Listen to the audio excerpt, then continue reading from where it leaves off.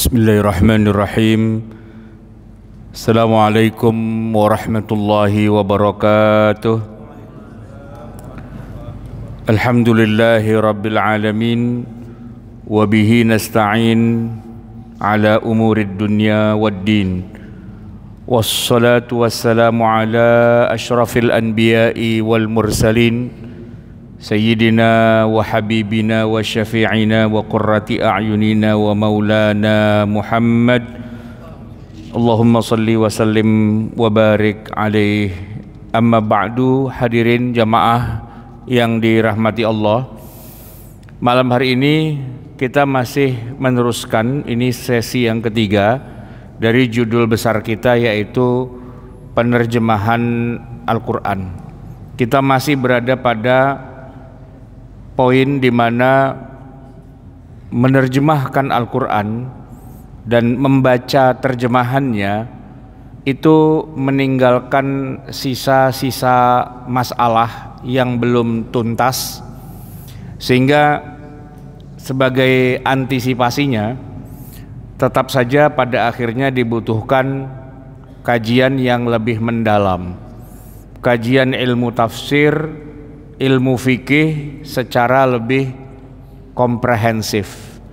Tidak cukup hanya dengan mengandalkan baca dari terjemahan, mengingat ada banyak sisi-sisi kekurangan dari terjemahan itu.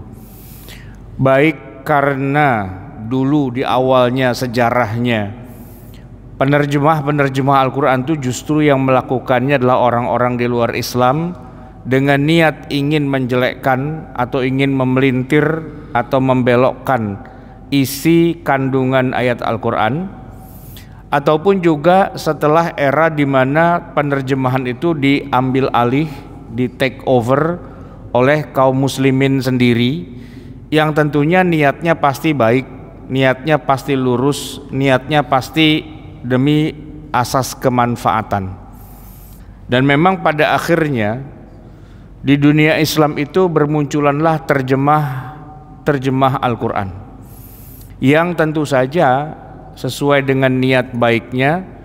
Ya, terjemahan itu pasti ada manfaat yang bisa diambil. Hanya saja yang kemudian harus diantisipasi adalah bahwa terjemah itu sendiri masih punya banyak kekurangan. Bahkan walaupun misalnya dilakukan oleh pihak-pihak yang paling ahli, yang paling mengerti, yang paling punya ilmu tentang isi dari Al-Quran itu. Sebagai sebuah contoh jamaah sekalian, menjelaskan isi Al-Quran dengan kalimat, paragraf, dan juga berlembar-lembar buku tafsir begitu ya, itu jauh lebih mudah, jauh lebih ringan daripada menjelaskan tapi dalam format yang simple, yang kecil, yang mana kita tidak bisa berbicara banyak mengingat ruangnya sebegitu kecilnya. Nah, oleh karena itu jamaah sekalian, pada akhirnya kalaulah terjemah itu boleh kita pakai, satu hal yang perlu kita ketahui, kalau dalam ibaratnya dunia kesehatan, maka terjemah itu ibarat kotak P3K, pertolongan pertama pada kecelakaan. Itu memang kita sepakat itu dibutuhkan. Tapi jamaah sekalian, jangan mentang-mentang kita sudah punya kotak P3K lantas masalah selesai. Tidak. Kita butuh dokter, kita butuh poliklinik, kita butuh puskesmas, kita butuh rumah sakit, kita butuh sekian banyak fasilitas yang enggak cuman sekedar satu kotak kecil itu saja. Satu kotak kecil itu kadang-kadang dibutuhkan karena di dalamnya ada minyak angin, ada perban, ada ya hal-hal yang sifatnya darurat saja. Nah, oleh karena itu walaupun kita butuh kotak P3K, tapi bukanlah segalanya. Kembalinya pada akhirnya ya kita harus ke poliklinik, ke puskesmas, ke rumah sakit, ditangani oleh orang-orang yang memang pakar di bidangnya. Nah jamaah sekalian, pada malam hari ini kita akan memasuki lagi beberapa contoh bagaimana tantangan besar dalam menerjemahkan Al-Quran itu dari segi bahasanya. Kalau pada pertemuan sebelumnya kita bicara tentang kata kerja yang lampau, fi'il madhi, maka malam hari ini kita akan teruskan kata kerja yang sifatnya akan datang, yaitu fi'il amr. Jadi madhi, mudhari', amr. Madhi itu secara waktu sudah lewat. Mudhari' ada dua, antara sedang berjalan atau akan datang. Tapi kalau amr dari segi waktu pekerjaan itu belum dikerjakan, ia baru diperintah. Kalaupun nanti dilaksanakan ya pekerjaannya dilakukannya nanti. Dari segi perintahnya, maka pada dasarnya yang namanya perintah itu, apalagi perintahnya dari Allah, apalagi adanya di dalam Al-Quran, maka kaidah dasarnya adalah al-amru yaqtadhi al-wujub. Pada dasarnya semua perintah Allah, khususnya yang ada di dalam Al-Quran, itu yaqtadhi al-wujub, punya konsekuensi menjadi kewajiban. Karena yang nyuruh bukan sembarangan nih, yang nyuruh Allah, nyuruhnya di dalam Al-Quran.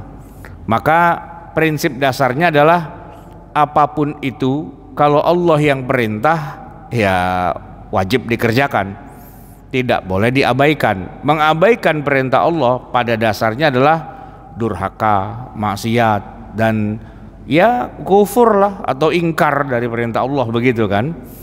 Nah tetapi jamaah yang dirahmati Allah, kita bicara tentang bahasa Arab yang punya rasa bahasa dan juga punya logika bahasa, secara rasa, secara logika.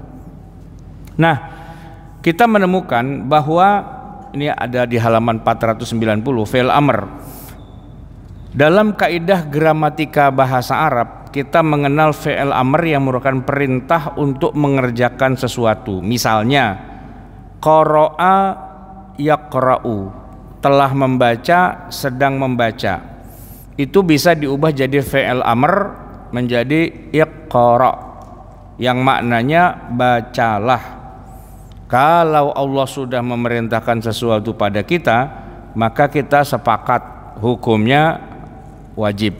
Persis sebagaimana para khotib kalau berpesan dalam khutbahnya, mari kita laksanakan semua perintah Allah dan mari kita tinggalkan semua larangannya. Nah jamaah yang dirahmati Allah, perintah-perintah itu sifatnya pada dasarnya wajib. Tetapi kadang-kadang perintah itu bisa berubah jadi sunnah, ya, menjadi tidak wajib di dalam Al-Quran.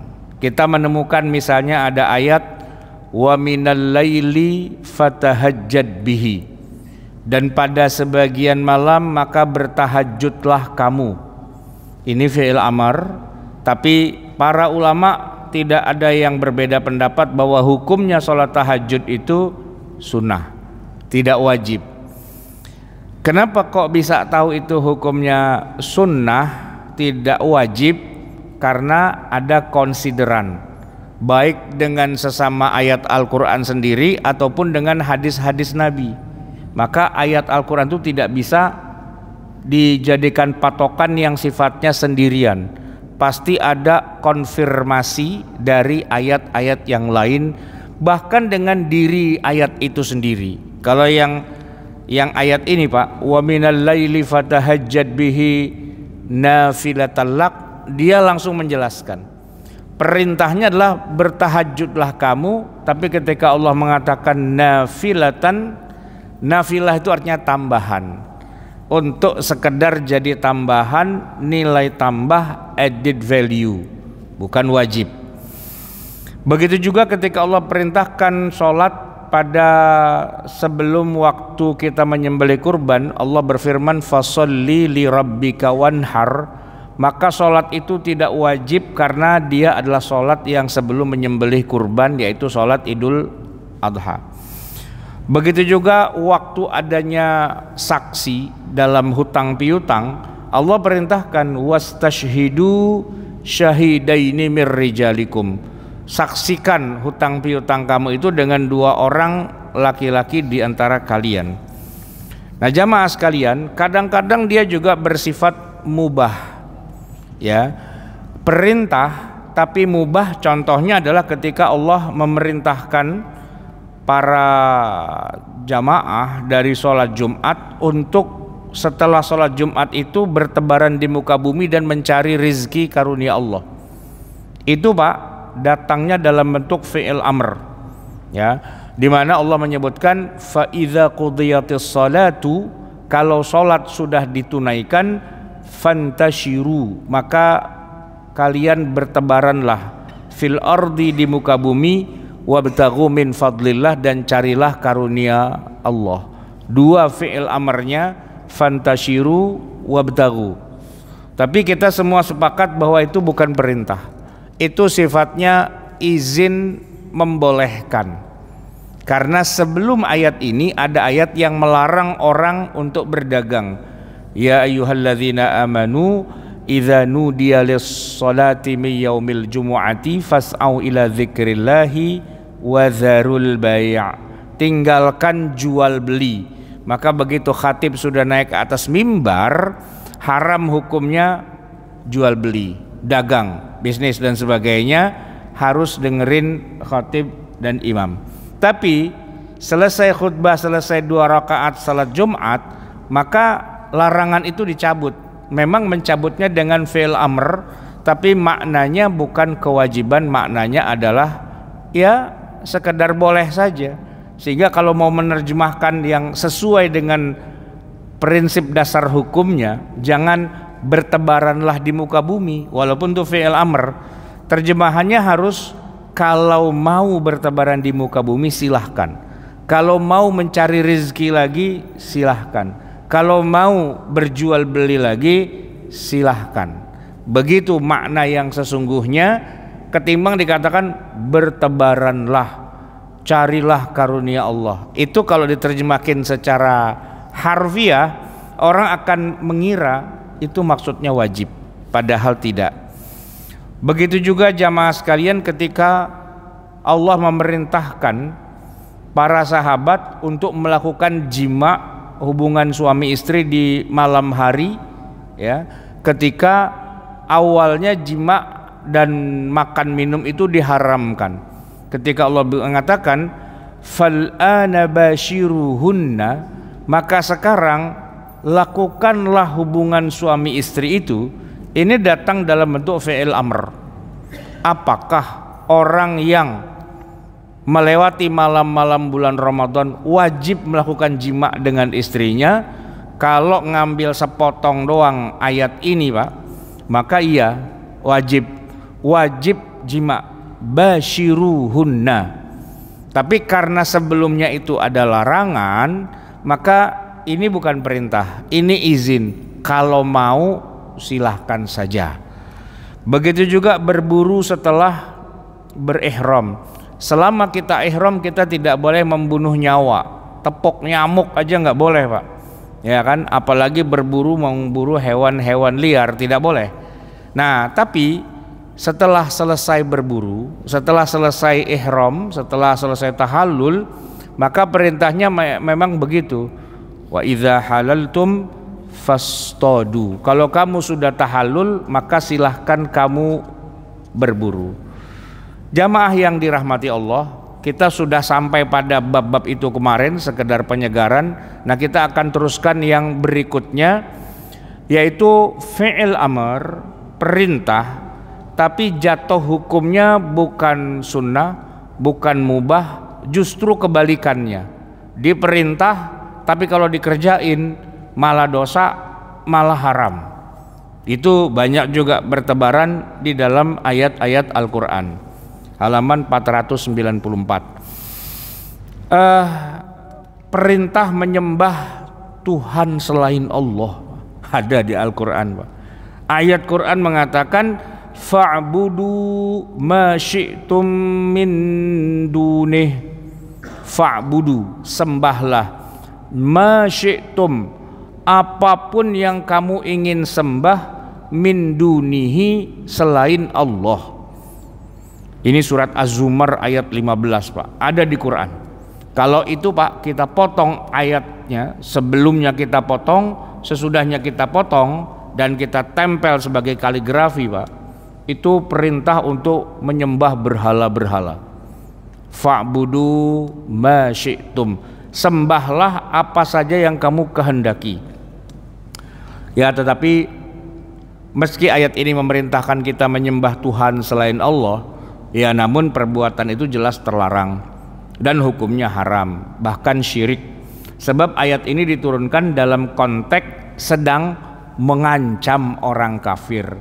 Kalau kamu berani, sembah saja Tuhan-Tuhan yang kamu sukai selain dari Allah. Ini bukan perintah, Pak. Ini ancaman. Ancaman. Kalau sampai dikerjakan bukan dapat pahala, tapi malah menuai dosa dan siksa di neraka. Begitu juga, Pak, ada ayat yang memerintahkan kita untuk mengerjakan apa saja yang kita suka, mau halal, mau haram, mau yang hukumnya makruh dan sebagainya.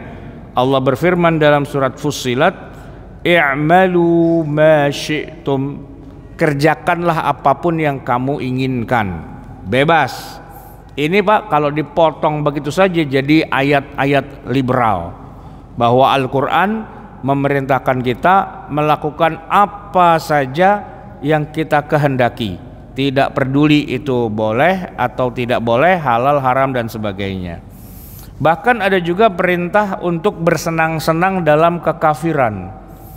Allah Subhanahu wa taala berfirman dalam surat Ibrahim ayat 30, "Qul tamatta'u fa inna masirakum ilan nar." Katakanlah, silahkan kalian bersenang-senang, berleha-leha, berfoya-foya, menikmati manisnya keindahan dunia. Fa inna masirakum, karena tempat kalian nanti ilan nar, ke arah neraka. Jadi karena nanti bakal masuk neraka dan di neraka nggak bisa senang-senang.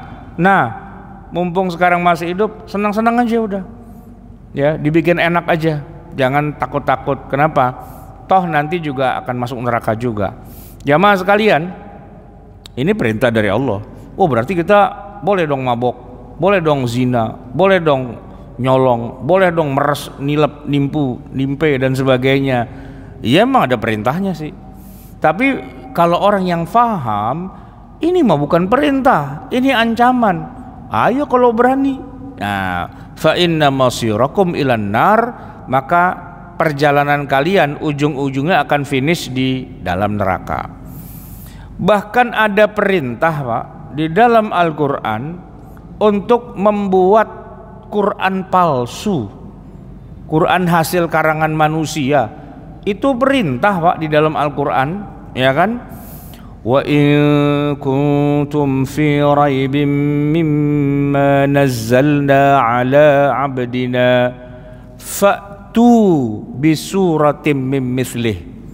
Kalau kamu tetap dalam keraguan tentang Al-Quran yang kami wahyukan kepada hamba kami Nabi Muhammad, fa'tu bisuratin mim mithlihi, ya sudah, buatlah satu saja surat yang semisal dengan Al-Quran.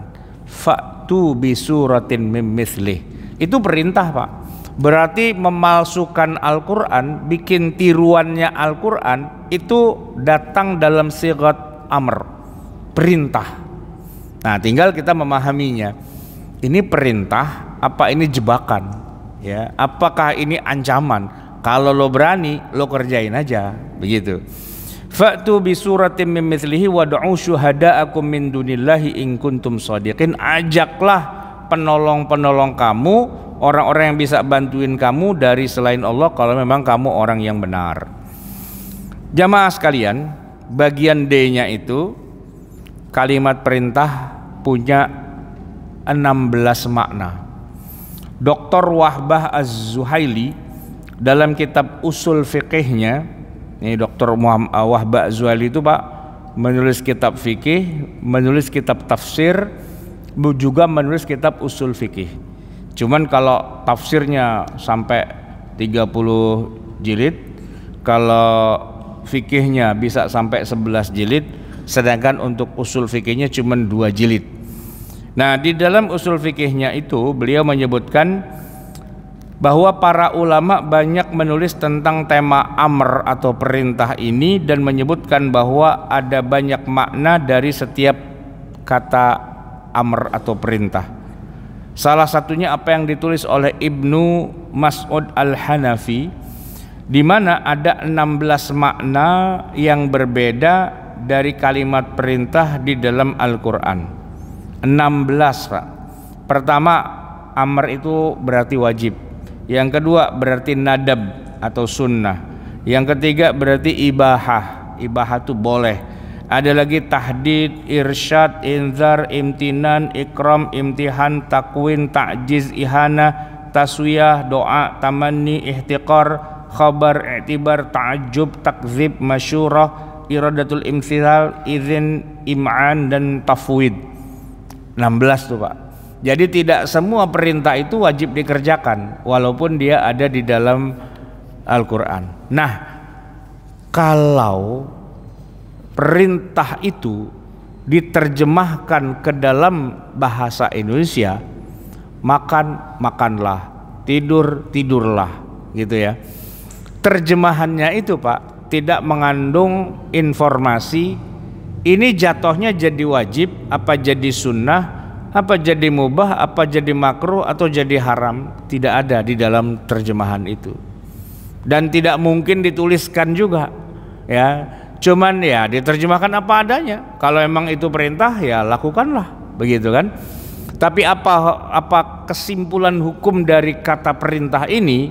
Nah, terjemahan Al-Quran tidak mencantumkan. Oleh karena itu untuk mendapatkan maksud dan tujuan dari setiap kata-kata yang sifatnya perintah itu, kita pindah ke kitab-kitab tafsir. Ilmunya ilmu tafsir. Bahkan yang lebih spesifik, yang sudah final, ilmunya namanya ilmu fikih. Jadi tidak bisa Al-Quran itu ditarik begitu saja kesimpulannya secara sepihak, apalagi oleh kita yang bukan pakar di bidang itu. Nah, sudah ada pakar-pakarnya, ya kan? Oleh karena itu kalau kita membaca Al-Quran dan membaca terjemahnya, itu belum boleh kita ambil kesimpulan. Kesimpulannya kembalikan lagi kepada para ahli tafsirnya. Baik, jamaah sekalian, tadi kita sudah bicara tentang problem menerjemahkan fi'il madhi, problem menerjemahkan fi'il amr. Sekarang Pak, problem menerjemahkan huruf. Al-Quran itu kan terdiri dari kata, dan setiap kata itu terdiri dari huruf. Tapi ada, kalau dalam bahasa Arab itu Pak, kayak kata tapi dibilang huruf dan dia bukan terdapat di dalam sebuah kata.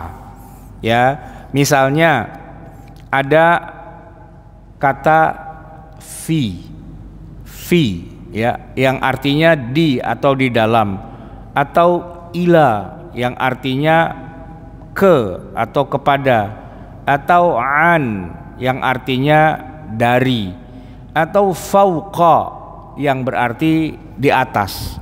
Ada fauqa, ada tahta, ada amama, ada wara'a, ada bijanibi, dan seterusnya. Itu disebut, semua itu disebut dengan huruf dalam bahasa Arab. Namun seringkali makna dari huruf-huruf itu sendiri tidak sejalan dengan hukum yang berlaku, karena ada qarinah, ada pembanding yang lebih kuat. Saya kasih contoh fauqa. Jamaah sekalian, ketika kita bicara tentang hukum waris, orang tuanya meninggal, anaknya perempuan semua. Kalau anak perempuannya cuma satu, maka dia mendapatkan setengah dari total harta orang tuanya. fa in kanat wahidatan falahan nis. Kalau anak perempuan tunggal atuk-atuknya, dia dapat setengah dari total harta. Lalu kalau anaknya nggak cuma satu doang, tapi perempuannya, fa in kunna nisaan. Kalau anak-anaknya itu adalah nisa. Nisa itu jamak, Pak. Fauqasnataini. Fauqa itu tadi artinya apa? Di atas. Isnataini, 2 orang. Berarti di atas 2 orang. 3, 4, 5, 6, 7 dan seterusnya. Falahunna thulutsa ma tarak. Buat mereka semua itu, mereka dapat 2/3 dari total harta warisan. Kalau harta warisannya 3 miliar, nah ini anak perempuan semua nih adalah 2/3. Jadi dari 3 miliar 2/3 ya 2 miliar lah, begitu kan, nanti dibagi rata. Nah itu kan kalau dikatakan fauqasnataini. Nah cuman masalahnya jamaah sekalian, bagaimana dengan ya yang cuman 2 orang, anaknya 2, Pak. Kalau 1 kan dapatnya setengah. Kalau 3, 4, 5 dapatnya 2/3. Nah kalau anaknya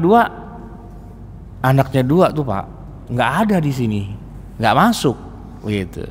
Nah para ulama mengatakan kalau 2 masuk di ayat ini juga, walaupun Allah mengatakan fauqasnataini, bacanya 2 dan ke atas, gitu, Pak. Ya, ini jadi kacau juga. Fauqasnataini kenapa jadi isnataini wa ma fauqaha, gitu ya. Nah makanya tidak bisa diterjemahkan secara harfiah, gitu ya, tapi secara nalar bahasa. Dan kemudian nanti dikonfirmasi dengan ayat yang lain, dengan hadis-hadis Nabi dan sebagainya. Finalnya di kitab fikih bahwa kalau anaknya 2 atau 3, 4, 5, 6, mereka semua dapat 2/3. Walaupun di ayat Al-Qur'annya dikatakan fauqasnataini. Nah itu, Pak, kalau nggak belajar ilmu fikihnya, kesimpulannya jadi salah, jadi keliru, begitu. Kemudian juga huruf waw dan. Jamaah sekalian, kita nih, Pak, kalau berwudu kan ada urutannya, ya. Ada urutannya. Ketika kita berwudu, perintahnya adalah faghsilu wujuhakum, cucilah, basuhlah wajah kalian. Lalu Allah mengatakan wa aidiyakum, dan kedua tanganmu. Lalu wamsahu biru'usikum, dan usaplah. Kemudian yang terakhir wa arjulakum, dan kakimu. Pak, kata dan itu menunjukkan ataf, yang setelah dannya itu ikut bareng-bareng, dan tidak menunjukkan urut-urutan. Tidak menunjukkan urut-urutan. Jadi para ulama sepakat sebenarnya ya, dalam urutan membasuh anggota wudhu tidak boleh terbolak-balik. Urutannya harus wajah terlebih dahulu, baru kemudian tangan, lalu kepala, baru terakhir kaki. Namun di dalam Al-Quran, penyebutan semua anggota wudhu itu tidak menggunakan kata summa, kemudian. Enggak. Allah enggak bilang kemudian cucilah wajahmu, kemudian tanganmu, kemudian kepalamu, kemudian kakimu. Enggak. Allah tidak pakai kata summa, tapi Allah menggunakan wa dan. Cucilah wajahmu dan tanganmu dan kepalamu dan kakimu, gitu, Pak. Nah wa itu tidak punya makna yang sifatnya urut-urutan. Nah jadi, Pak, dalam ilmu bahasa penggunaan kata dan ini sama sekali tidak menunjukkan urutan. Misalnya kalau kita sebut Muhammad dan Ali telah tiba, Muhammad dan Ali telah tiba, siapa yang tiba duluan, Pak? Siapa yang tibanya belakangan? Enggak ada. Tidak ada yang duluan, tidak ada yang belakangan, karena dan. Kecuali kita bilang gini, Muhammad sudah tiba, kemudian tibalah Ali. Oh berarti yang duluan Muhammad. Yang belakangan berarti Ali. Tapi kalau bilang Muhammad dan Ali sudah tiba, ya berarti bareng, Pak. Muhammad dan Ali sudah tiba, ya berarti bareng, gitu kan? Nah, ini jelas tidak menunjukkan urutan. Maka kalau kita masukkan perintah Allah dalam Al-Quran, faghsilu wujuhakum wa aydiyakum ilal marafiq wamsahu bi ru'usikum wa arjulakum ilal ka'bain, itu tidak urut, Pak. Ya kan, minimal bareng, Pak. Sambil cuci muka, sambil cuci tangan, sambil ngusap kepala, sambil cuci kaki. Kalau pakai arti secara harfiahnya.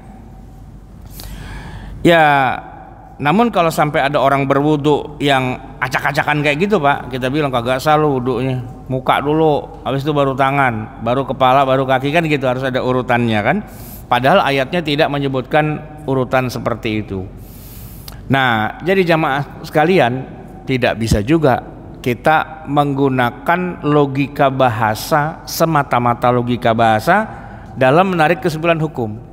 Kenapa nggak bisa? Karena nanti ada hadis Nabi ya yang menyebutkan begitulah urutannya. Nah itu, Pak, nanti kalau di dalam mazhab Asy-Syafi'i tetap wajib urut, tidak boleh tidak. Dan kalau ada yang nggak kena, misalnya gini, Pak, cuci muka, wajah, kepala, kaki. Begitu cuci tangan nih, Pak, ada yang belum basah karena kan sikutnya nggak ikut, cuman segini doang nih, Pak, setengah doang. Begitu kita selesai wudhu, kita lihat, lah ini belum basah nih, Pak, belum basah kan. Apa yang harus dilakukan? Cuci tangan doang yang belum basah atau dari mula? Kalau pakai mazhab Syafi'i dari mula. Kenapa? Karena nggak bisa cuci tangan belakangan, itu nggak bisa, Pak. Ya harus urut, wajah, tangan, kepala, kaki. Kalau wajah ada yang belum rata, belum kena, misalnya dipakai bedak, Pak, bedaknya ketebelan, pakai bulu mata, pakai pewarna, ya kan, lipstiknya itu yang nggak tembus air gitu kan. Walaupun dia udah selesai semua, kalau dicek, wah belum kena nih pori-porinya, oh berarti wajahnya belum. Ya udah kalau gitu saya beresin muka, lalu dia cuci muka doang, gitu kagak sah. Kenapa? Karena urutannya wajah dulu baru yang lain. Nah kalau wajah lo belum selesai, yang lain belum bisa, begitu.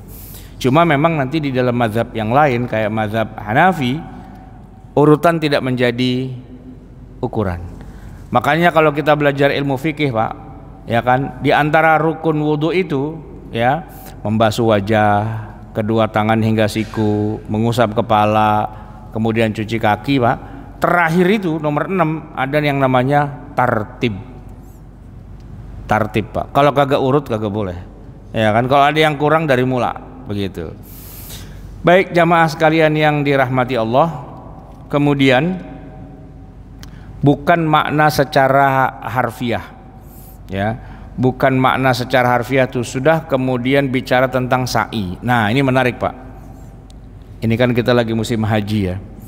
Allah Subhanahu wa ta'ala itu berfirman di dalam surat Al-Baqarah 158, Innas safa wal marwata min sya'airillah faman hajjal baita aw i'tamara fala junaha alaihi an yattawafa bihima. Sesungguhnya Safa dan Marwa adalah sebahagian dari syiar Allah. Maka orang yang beribadah haji ke Baitullah atau dia berumrah, maka tidak ada dosa baginya mengerjakan sa'i di antara keduanya. Tidak ada dosa mengerjakan sa'i di antara Safa dan Marwah. Tidak ada dosa, Pak. Secara ilmu logika nih, Pak, kalau Allah mengatakan tidak ada dosa, kira-kira sa'i dari Safa ke Marwah itu hukumnya wajib apa enggak? Wajib enggak, Pak? Kan Allah bilang tidak ada dosa kalau kamu mau sa'i di situ. Kira-kira nih Pak, kalau Allah bilang tidak ada dosa, berarti sebenarnya hukumnya wajib apa enggak? Logika kita kan akan mengatakan tidak kan, oh enggak wajib. Tapi kalau mau dikerjain ya nggak apa-apa, enggak dosa. Berarti pilihan dong, gitu kan? Nah itu Pak, orang kalau nggak ngerti ilmu fikih, dia baca ayat ini, lalu dia baca terjemahannya, lalu dia akan berfatwa yang wajib itu tawaf. Kalau sa'i nggak wajib. Dasarnya tuh lihat aja, orang nggak dosa kok kalau mau ngerjain. Berarti kalau nggak dikerjain juga nggak apa-apa, gitu Pak. Itu yang terkecoh gitu bukan hanya kita nih Pak. Para sahabat dulu di masa Nabi juga begitu, ya kan? Nah, lalu kemudian dijelaskan bahwa sebenarnya ayat ini turun bukan lagi menjelaskan apa saja rukun haji atau rukun umroh, bukan. Nah, ini penting Pak. Kita harus tahu kenapa ada suatu ayat kok tiba-tiba ujug-ujug turun, itu latar belakangnya apa? Nah, jadi diceritakan Pak bahwa sebagian sahabat dari kaum Ansor ketika mereka umroh itu ya, mereka agak merasa segan untuk melakukan sa'i. Kenapa? Karena di antara dua tempat itu ada berhala yang sangat besar. Dan mereka merasa enggan ngelewatin berhala itu. Ya, alasannya apa? Ada berhala. Nah, karena mereka tidak mau gara-gara ngelewatin berhala, ya kan? Akhirnya turunlah ayat ini.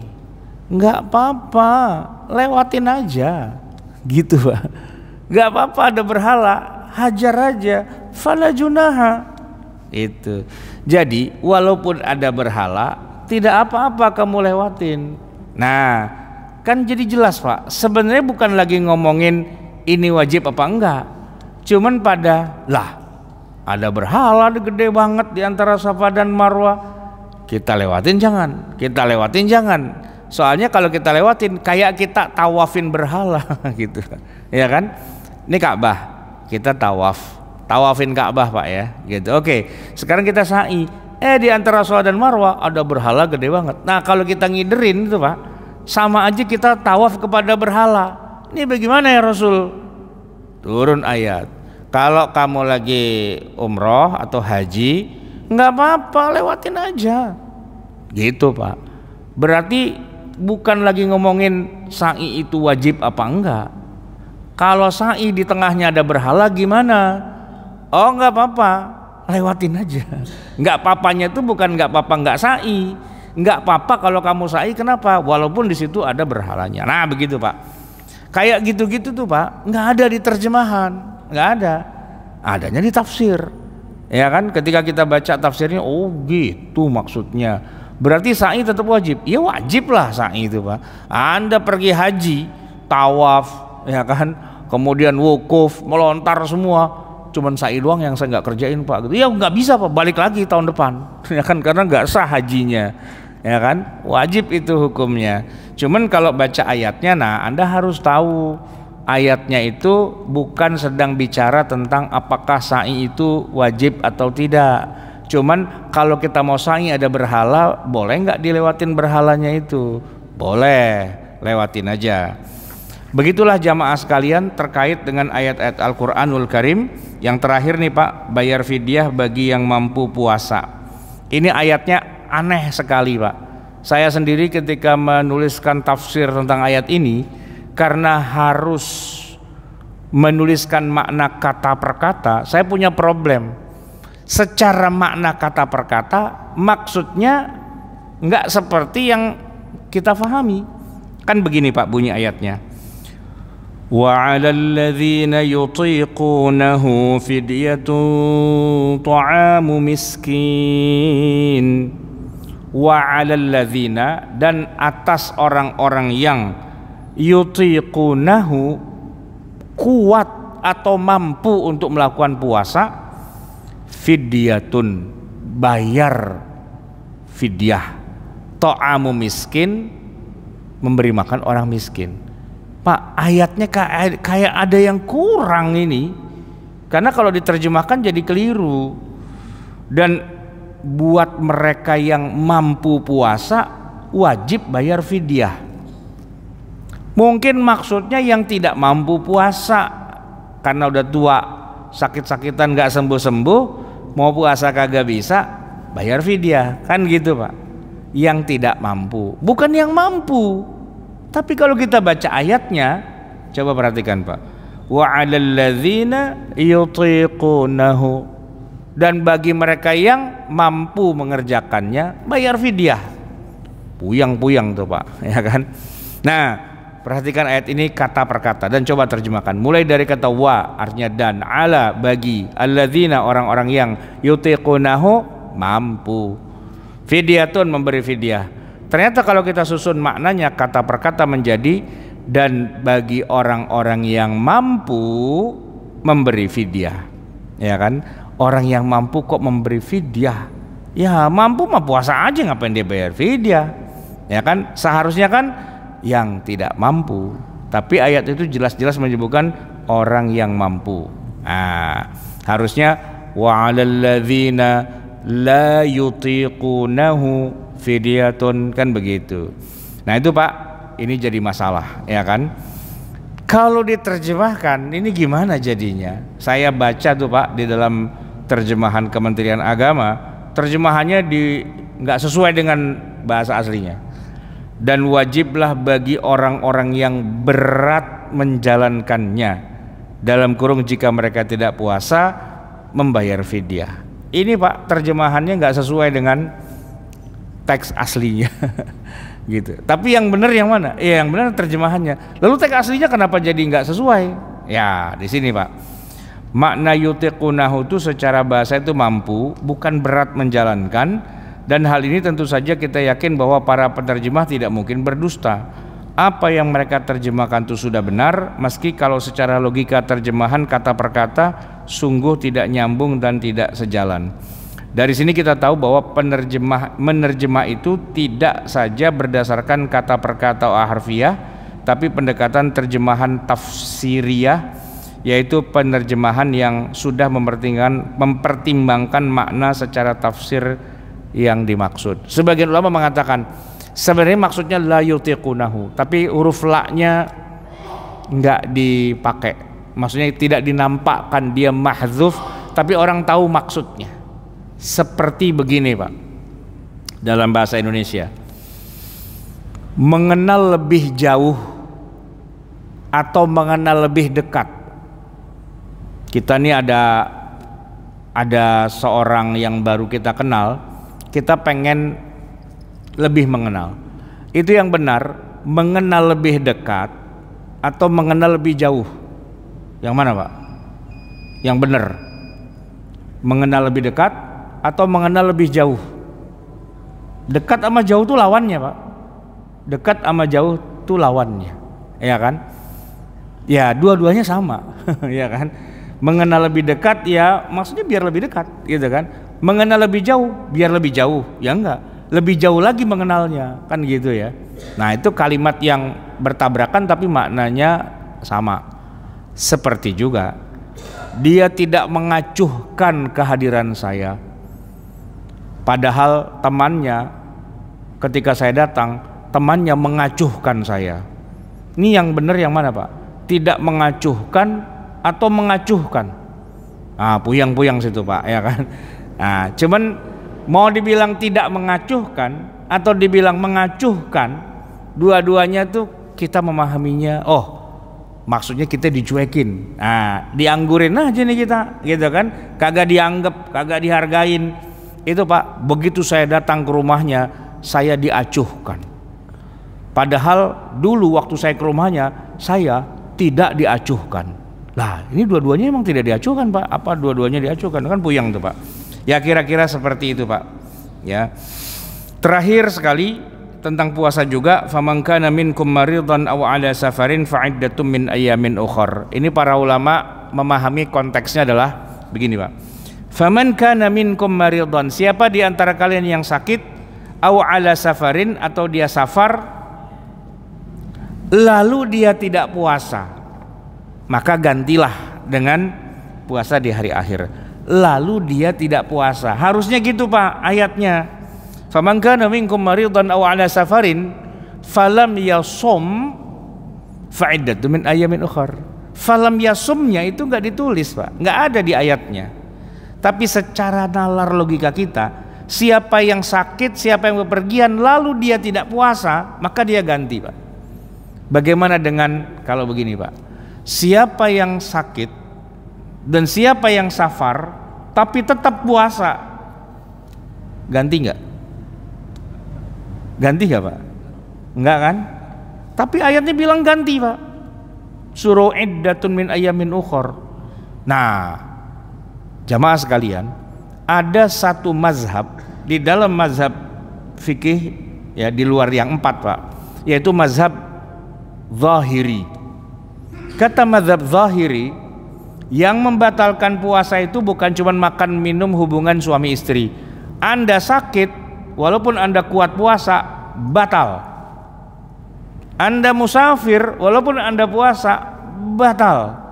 Dengan ayat ini, siapa yang sakit, ganti di hari yang lain, walaupun dia puasa, Siapa yang musafir di bulan puasa, walaupun dia kuat puasa dan tetap dia menahan lapar dan haus, tidak batalin Pak, tetap dia wajib ganti.